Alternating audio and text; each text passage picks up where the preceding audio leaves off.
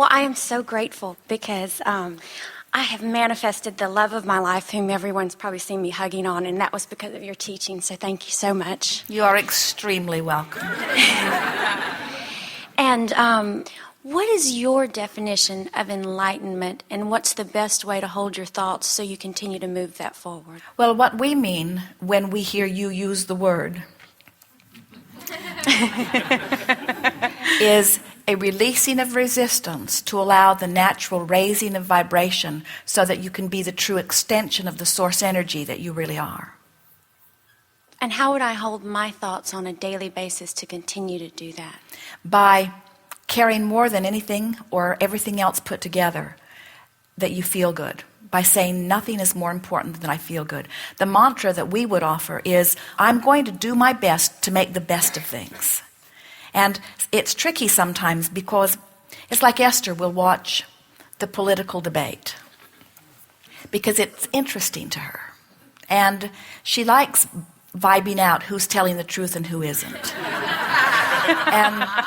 And she likes getting a sense of the greater picture. And then she likes asking us what's really going on. In other words, it's interesting to her. But if she were to ask herself, does this make me feel good? She might use a word like, well, it is interesting, therefore it feels good. Or it is thought-provoking, therefore it feels good. But when she compares it with things that really feel good, it doesn't really measure up as something that really feels good.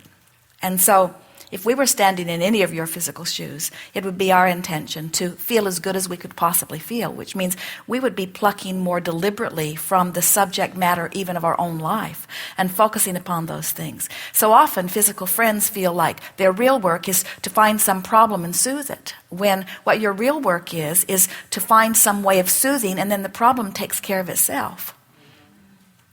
Sometimes we see people, sometimes unconsciously, but often deliberately, making the worst of something rather than making the best of something. And the reason that they do that is because as they stand where they don't want to stand, they think they need to highlight it in order to justify the action that they now want to offer. And we wouldn't do that.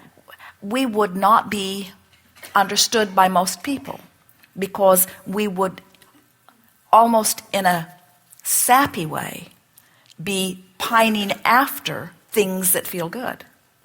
We would be called Pollyanna if we were in your physical body. We would be called one who does not face reality. We would be one who ignores facts and evidence. We would be one who would be called unrealistic. We would be one who is so interested in feeling good that we would gloss over everything until it does feel good. We would ignore warning signs and we would beat the drum of what feels good. We would not vote for new laws. We would attempt never to control conditions.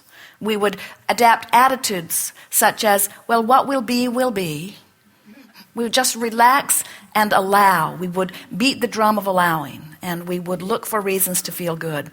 And we would walk through space and time with good things happening everywhere we go, with people standing in amazement and saying, it just doesn't seem possible that that person who doesn't seem to think about anything could be living so well. How is it that only good things come to that one?